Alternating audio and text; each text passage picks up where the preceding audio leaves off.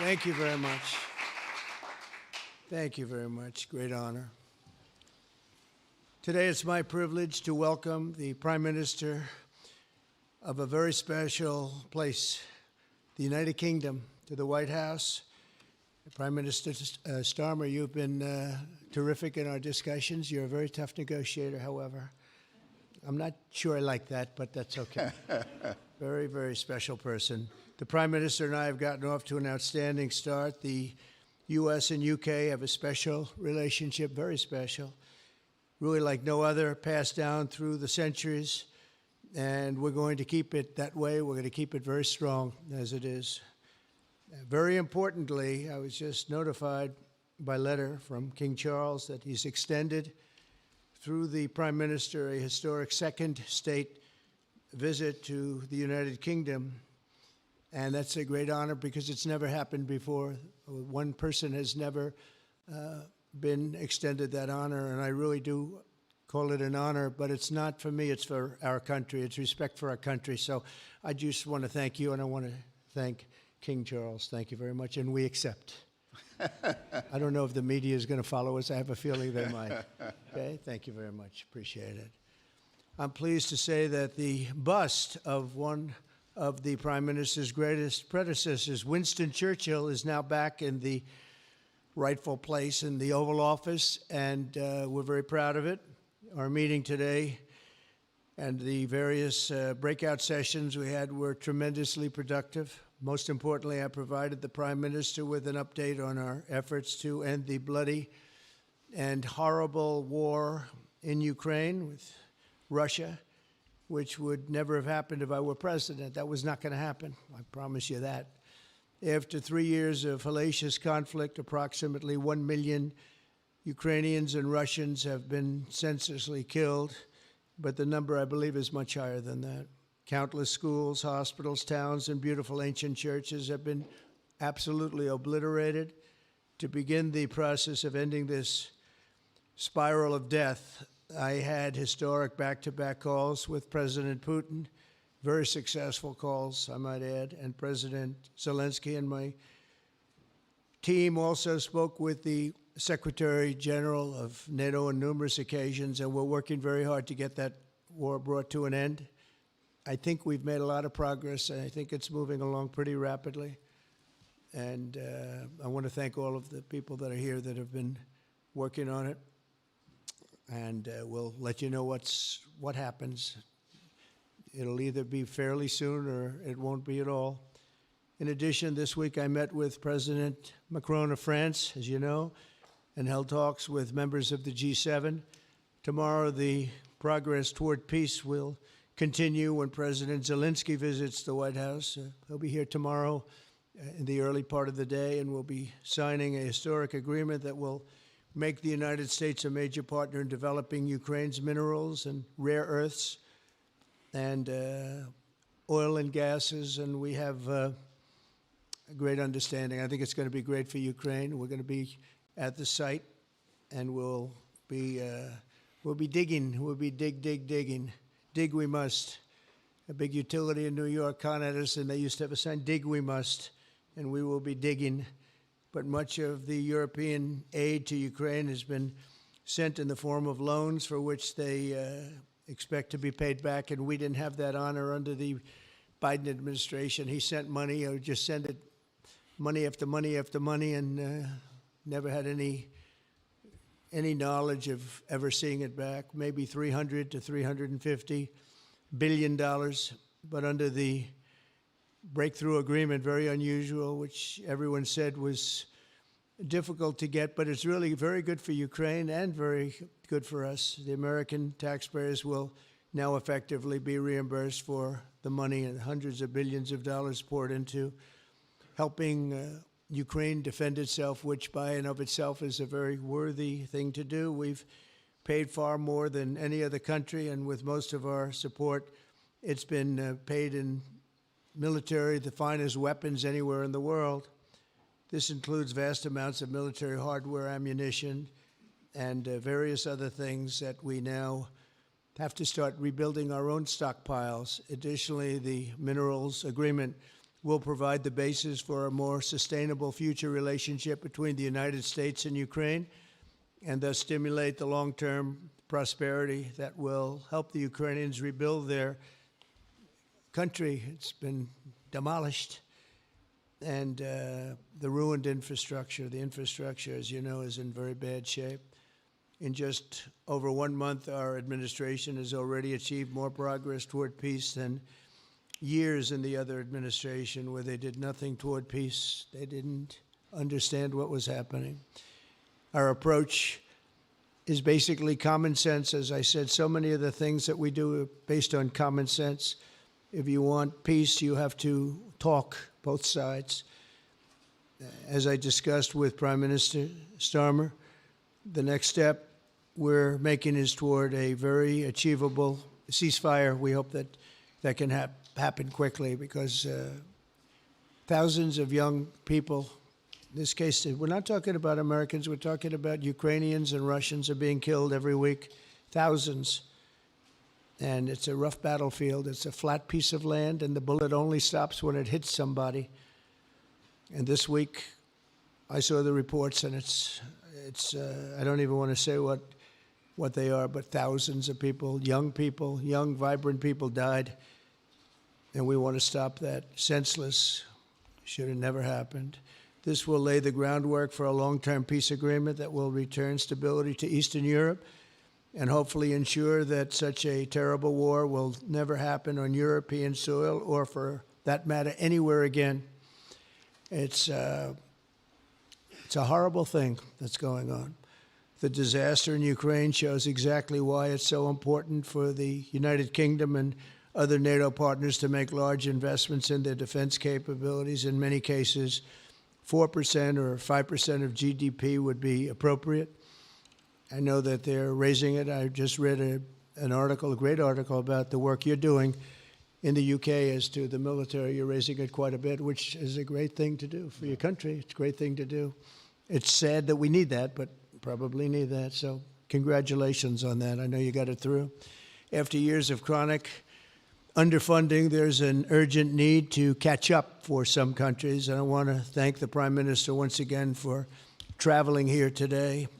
Working together, I believe that we'll once again demonstrate the power of our country's unique friendship. This is indeed a unique friendship. It's been many years, and I think it's only gotten stronger, and we will make sure that it stays that way. We're going to have a great trade agreement. One way or the other, we're going to end up with a very good trade agreement for both countries, and we're working on that as we speak.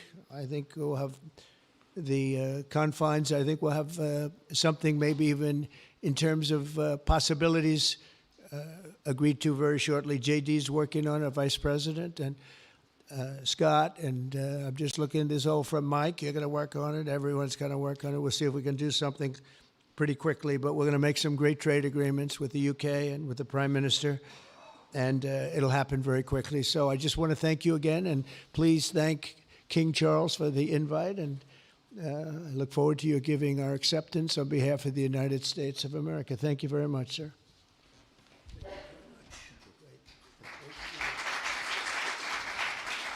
Thank you. Well, thank you very much, Mr. President. Thank you for your hospitality. Thank you for your leadership. This has been a very good and very productive visit. And with your family roots in Scotland and your close bond with His Majesty the King, it's good to know that the United Kingdom has a true friend in the Oval Office. And it was so good to see the bust of Winston Churchill back in its rightful place just a moment ago.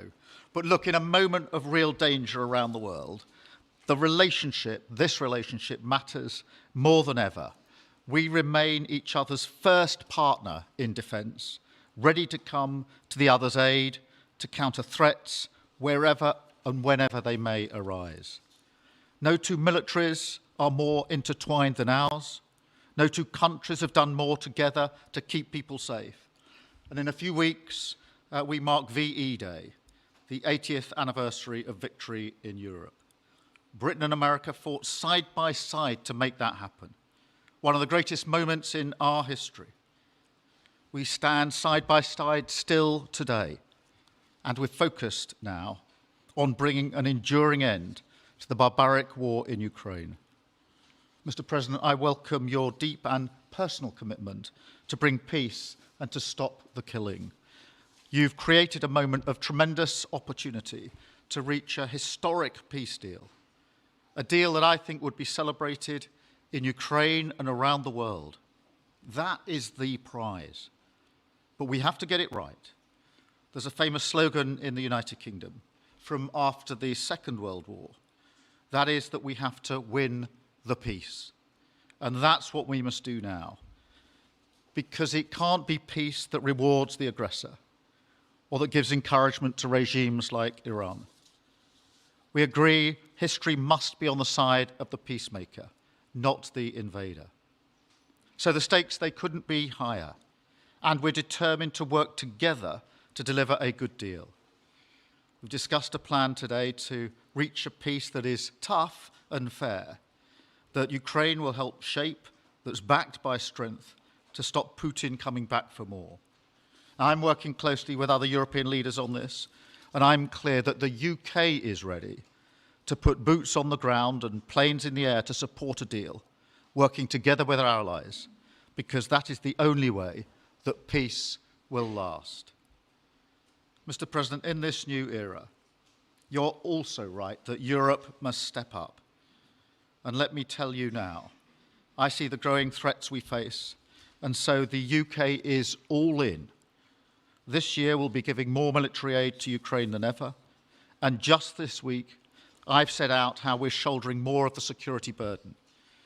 We're already one of the biggest spenders in NATO, and now we're going much further, delivering Britain's biggest sustained increase in defence spending since the Cold War. This isn't just talk, it's action, rebalancing the transatlantic alliance, making us all stronger, and standing up for our shared values and shared security, as Britain always has. And Mr. President, it's no secret we're from different political traditions, but there's a lot that we have in common. We believe it's not taking part that counts. What counts is winning. If you don't win, you don't deliver. And we're determined to deliver for the working people of Britain and America, who want and deserve to see their lives improve. So we're both in a hurry to get things done, and that's what the UK and US do when we work together. We win and we get things done. So we'll do what it takes to keep our people safe. We'll also work together to deliver some big economic wins that can benefit us both. We have a $1.5 trillion invested in each other's economies, creating over 2.5 million jobs across both economies. Our trading relationship is not just strong, it's fair, balanced, and reciprocal. We're leaders together in so many areas, ranked 1 and 2 in the world as investment destinations, 1 and 2 for universities, 1 and 2 for Nobel Prizes, 1 and 2 in golf as well, by the way, and we're the only 2 Western countries with trillion-dollar tech sectors, leaders in AI. And look, we take a similar approach on this issue. Instead of over-regulating these new technologies, we're seizing the opportunities that they offer. So we've decided today to go further, to begin work on a new economic deal with advanced technology at its core. Look, our 2 nations together shaped the great technological innovations of the last century. We have a chance now to do the same for the 21st century. I mean, artificial intelligence could cure cancer. That could be a moonshot for our age. And that's how we'll keep delivering for our people. There are so many opportunities. Keep our nation strong and fulfill the promise of greatness that has always defined this relationship. Finally, to underline the importance of this bond, it was my privilege and honour to bring a letter with me today from His Majesty the King, not only sending his best wishes, but also inviting the President and the First Lady to make a state visit to the United Kingdom, an unprecedented second state visit. This has never happened before. It's so incredible, it will be historic. And I'm delighted that I can go back to His Majesty the King and tell him that President Trump has accepted the invitation. So thank you. Our teams will now work together to set a date, and we look forward to welcome you in the United Kingdom. Thank you once again. Thank you very much. What a beautiful accent. I would have been president 20 years ago if I had that accent. Thank you very much. Okay, let's see here. Go ahead, please. Thank you, Mr. President. Earlier today, you told me that you believe that foreign countries pay tariffs, but Americans who are concerned about higher prices believe, as most people do, that they're paid by consumers and importers when they import things into this country. Can you explain how you came to this belief that foreign governments are paying tariffs? And for the Prime Minister, did you discuss with President Trump his repeated statements of desire to annex Canada? And has the King expressed any concern over the President's apparent desire to remove one of his realms from his control? So I'll go ahead. The first part, the tariffs are necessary because we've been treated very unfairly by many, many countries, including our friends, friend and foe. But we've been treated very unfairly in trade at levels that nobody's really ever seen before, and especially under the Biden administration, they really took advantage of the United States. I put massive tariffs on China during my 4 years. We had the best economy in the history of our country. Probably the best economy, maybe the best economy in the history of the world. And I used tariffs to even things up. And in particular with China, we took in hundreds of billions of dollars and we had no inflation. And it's a myth. It's a myth that's put out there by foreign countries that really don't like paying tariffs, and especially to even up. So we've been treated badly by a lot. We're using tariffs. And I find, and you just have to look at the numbers, but I find that it's not about inflation, it's about fairness, and the inflation for us has not existed, and I don't think it's going to exist. We're going to bring our car industry back, we're going to bring our chips back, we're going to bring so many things back to our country, including pharmaceuticals and drugs, and the thing that's going to get us there is tariffs. And I say often, it's my favorite word in the dictionary, but I always preface that by saying now, because I got into a lot of trouble with the fake news where they say that's not good. So I say God, love, family, wife, they're all my favorite words, but tariff is about number 4 or 5 on the list. But I will tell you, it's going to make our country rich, and it's going to stop us from being a laughing stock all over the world. Because we have been taken advantage of like no country has ever been taken advantage of. Thank you very much. And look, we had a really good discussion, a productive discussion, a good discussion, as a result of which our teams are now going to be working together on an economic deal. Our teams are going to be working together on security in Ukraine. You mentioned Canada. I think you're trying to find a divide between us that doesn't exist. We're the closest of nations, and we had very good discussions today, but we didn't discuss Canada. Thank you. Please. Go ahead. Go ahead. Yes. Thank you. Hi, Natasha Clark from LBC. Mr. President, you've said you're working on a new trade deal with Britain, which we of course welcome. President Obama once said Britain was at the back of the queue for that trade deal. Where are we now? When do you think we're going to see that? And Prime Minister, the BBC has today admitted serious flaws over the recent Gaza coverage, suggestions of payments made to people linked to Hamas. Does the BBC still have your trust? Thank you. Well, they didn't do well with President Obama. He never got a lot of things done, and he didn't get a trade deal done that was of any importance or magnitude. We've had great discussions on trade, and I think we're going to have a deal done rather quickly as it can be done. We're going to have something, I think, rather quickly. We expect to do that. Okay? Please. On the BBC, look, I've been concerned about the programme in question. The Secretary of State had a meeting with the BBC. I think it was yesterday, it could have been the day before. Thank you. Jeff, go ahead. Thank you, sir. Pardon me. Mr. President, do you support Article 5 of the NATO treaty? And are you concerned that it might be triggered if European peacekeeping forces end up in Ukraine? I support it. I don't think we're going to have any reason for it. I think we're going to have a very successful peace, and I think it's going to be a long-lasting peace.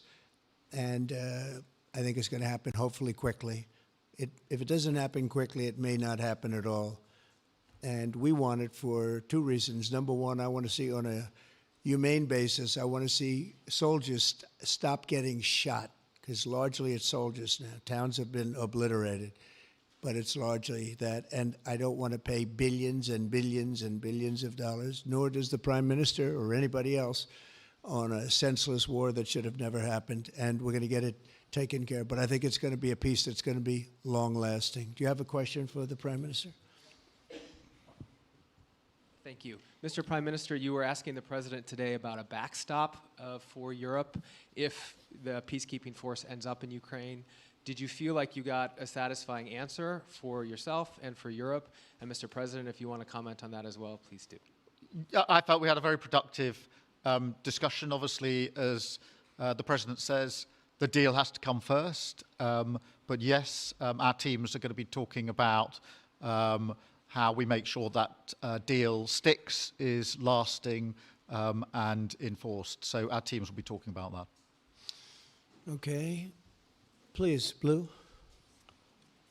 Mr. President, some experts think it could take more than a decade to mine the precious minerals from Ukraine. How much should the U.S. expect to receive, and when do you expect to see that come to fruition? Well, we're never going to know that answer, but by our being in Ukraine and doing the exploration and also the digging and taking the rare earth, which we need in our country very badly, we'll be doing a substantial amount of work, probably about at least what we have in there, and we hope to be able to do that. You never know when it comes to that. You know, you dig and maybe things aren't there like you think they're there, but we'll be spending a lot of time there. It'll be great for Ukraine. It's like a huge economic development project, so it'll be good for both countries. Okay? Please. Prime Minister, excuse me, Prime Minister, you've talked about putting British soldiers' boots on the ground in Ukraine in the event that President Trump succeeds with his peace deal. But can you do that without a firm assurance that America will have our back in the form of some kind of security guarantee were Putin to breach that agreement? And Mr. President, tomorrow you're seeing President Zelensky to sign this deal on minerals and energy that could be hugely important to the United States. Will you take the opportunity to apologize to him for calling him a dictator while praising Vladimir Putin, who is a dictator? Well, Robert, let me start by saying I've been really clear today and previously that I think that European countries, including the United Kingdom, need to step up in our own defence and security. We've been doing that in recent days. You saw the announcement we made on spending just the other day. In addition to that, I've made it clear that the United Kingdom will play its full part in ensuring that if there's a deal, and we hope there is a deal in Ukraine, that is a lasting deal that sticks. And we're obviously working with other European countries on that, France and NATO in particular. But I think I'm hosting 18 countries on Sunday to further our discussions. You heard from the President this morning that, you know, as historically has always been the case, we have each other's backs. And today we've been talking about the deal, how that will be a lasting deal. And coming out of this, our teams will now be talking in detail about that. And I think we're going to have a very good meeting tomorrow, 11 o'clock. And I think we're going to have a very good meeting tomorrow morning. We're going to get along really well. Okay? We have a lot of respect. I have a lot of respect for them. We've given them a lot of equipment and a lot of money, but they have fought very bravely, no matter how you figure it. They have really fought. Somebody has to use that equipment, and they have been very brave in that sense. Yeah, please, go ahead. ceasefire deal is nearing an end this Saturday, and there's been some worry that phase 2 might never get there. Do you believe that phase 2 of the ceasefire in Gaza will come to fruition? And have you spoken to Netanyahu about it? And for the Prime Minister, this peacekeeping deal has been pushed forward by the UK and France as well. Have you been in discussions with any other European countries to join this initiative? And are you expecting Commonwealth countries to also join the effort? Thank you. So we're working very hard in the Middle East and Gaza and all of the problems, and it's been going on for years and years and centuries and centuries. It's a tough neighborhood, but it could be a very beautiful neighborhood, and I think we're going to come up with some pretty good solutions. But phase 1 is almost complete. We've had some people that have been very seriously injured, very seriously hurt, both physically and mentally. They've come out of there and some of them in very, very bad shape. It's shocking. Many young people aren't in bad shape. Young people are strong, healthy. They don't die. People have come out dead, young people and old people. It's a rough situation, but I think we're going to make it much better, and I think that we've had a huge impact on that since we've been in just the 4 weeks. I think we've had a huge impact on Gaza, the Middle East, and we have some pretty good talks going on concerning lots of other people that are going to make it better. So we'll see what happens. Nobody really knows, but we'll see what happens. But I think we've had a very positive impact. Prime Minister? Yeah, on the question of the European countries, yes, I've spoken to a number of countries, particularly in the last few weeks. We had a meeting in Paris last week. I've got a meeting on Sunday with 18 countries to further our discussions.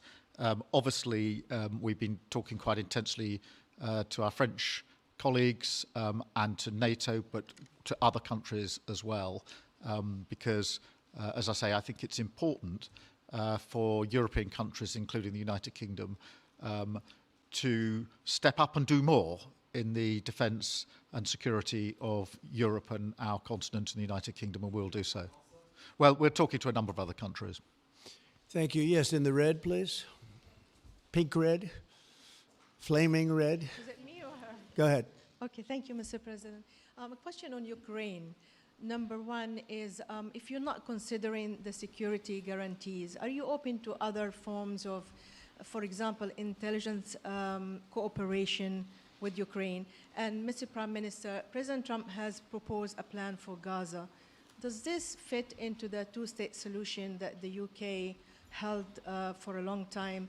Do you see it fit into your general Middle Eastern strategy? Thank you so much. Yeah, thank you very much. We're open to many things, but before I even think about that, that's almost pleasant to think about because that would mean that peace has been arrived at.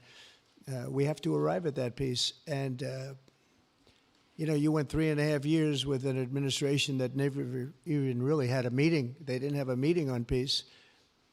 And there was no prospect of peace. I think, frankly, Russia wanted to go through the whole long deal. I don't think they do anymore. I don't think they do. We had a very big impact on that whole situation.